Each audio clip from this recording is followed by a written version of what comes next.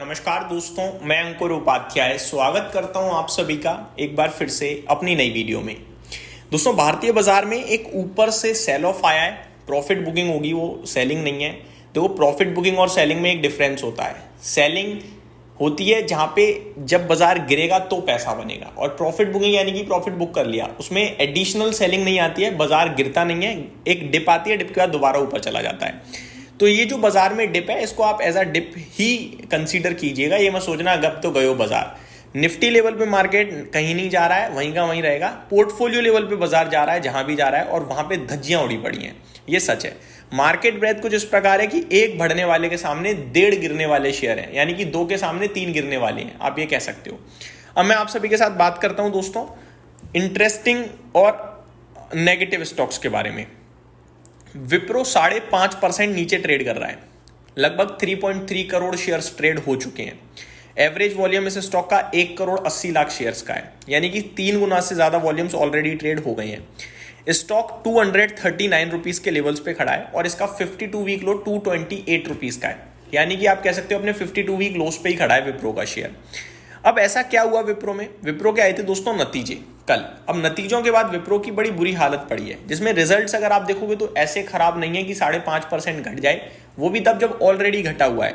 मैं रिजल्ट्स बताने के बाद आपको जरा वैल्यूएशंस की तरफ ध्यान देने के लिए कहूंगा। पहले रिजल्ट्स बताता हूं।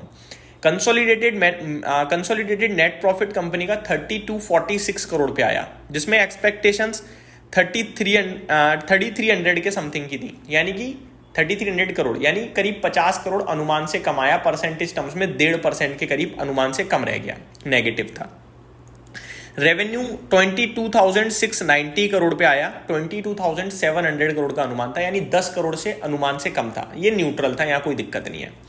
अगर मार्जिन की बात करूं तो 17.47% पे आई। एक्सपेक्टेशंस 16.8% की थी, यानी अनुमान से 67 बेसिस पॉइंट ज्यादा मार्जिन, तो बहुत दमदार बोलूंगा मैं से। अगर एबिट की बात करूं 3965 करोड़ पे आया, अनुमान 3820 करोड़ का था, यानी अनुमान से करीब 145 करोड़ ज्यादा, यानी 4% एक्सपेक्टेशंस को बीट करा इसने, तो सुपर है। तो ऑपरेशनल बेसिस पे कहीं कोई दिक्कत नहीं थी। रेवेन्यू ठीक था, बस मुनाफा हल्का कम हो गया। अब मुनाफा कम क्यों हुआ, इसके पीछे क्या रीजन है अब नहीं कह सकते। थोड़ा सा रेवेन्यू अनुमान से कम था, बाकी सब तो ठीक है। अब कंपनी ने क्या गाइडेंस दिया वो बताता हूं। FY26 IT services revenue expected between $2591 million and $2644 million. इसके बीच में इनका रह सकता है IT सर्विसेज का रेवेन्यू पूरे Q3 वित्त वर्ष में। Q2 total bookings eight $4688 million. Q2 की जो टोटल बुकिंग्स थी, डील आप ये कह सकते हैं, वो 4688 मिलियन डॉलर की थी। Slowly rebounding with 3 out of 4 business units showing sequential growth in Q2।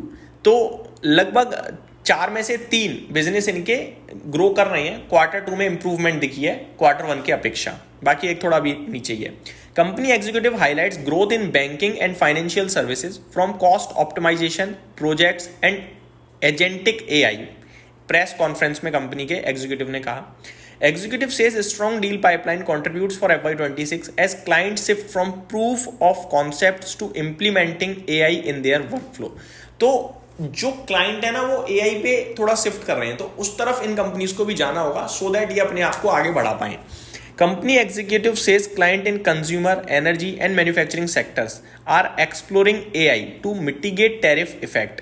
No significant increase in discretionary spending observed. Anticipate improved in January। तो डिस्क्रिशनरी खर्चा नहीं हो रहा है कस्टमर्स के द्वारा, जो इन कंपनीज का काम है। AI की तरफ शिफ्ट करने की कोशिश में ऐसा, तो इन कंपनी को भी AI को जितना ज्यादा अपने क्लाइंट्स को देने की कोशिश रहेगी, उतना इन कंपनीज का काम आएगा। और AI पे भारत की अभी कंपनियां सिर्फ उतनी नहीं हो पाएंगी aggressively. Company executive announces signing of 2 major deals worth over $500 million in each Q2। तो ये अपडेट आते हुए दिख रही है। गाइडेंस क्या दी है? FY26 Q3 के लिए विप्रो कह रहा है कि रेवेन्यू ग्रोथ -0.5 से लेकर +1.5%, यानी आधे % नेगेटिव से 1.5% पॉजिटिव की रेवेन्यू गाइडेंस है Q3 की। कांस्टेंट करेंसी टर्म्स की बात करी जाए तो 2.59 to 2.64 डॉलर बिलियन पे रह सकती है। Does not include any revenue from the Harman digital transformation solution acquisition which is expected to close. और इसमें इन्होंने वो इंक्लूड नहीं करा जो ये एक्विजिशन कर रहे हैं उसके द्वारा जो बिजनेस बनेगा वो इंक्लूड नहीं किया है। तो ये डिटेल्स हैं।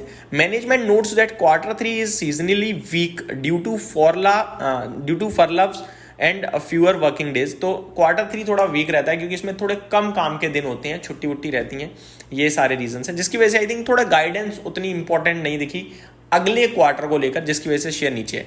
अब आप सबसे इंपॉर्टेंट चीज करें क्या, मेरा मानना है 240 खड़ा है, 220 तक आ सकता है, यहाँ से 20 रुपये और नीचे मान लो आप, जो कि 8-9% हो गया।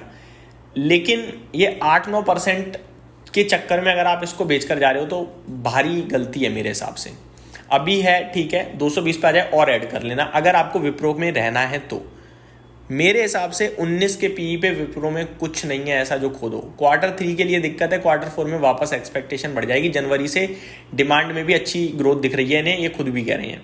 तो मेरा मानना है कि 2,66,000 करोड़ में विप्रो 19 के पीई पे कुछ खराब नहीं है, बहुत अच्छी कंपनी है। इस भाव पे मैं नहीं कहूँगा अपने व्यूअर्स को कि बेचकर भागो इस डर के माहौल में, बैठे रहो, बने रहो और ऐड और करना डिप्स में, बस यही कहूँगा। यही समाप्त करते हैं इस वीडियो को। Thank you so much for watching this video. Have a great day guys.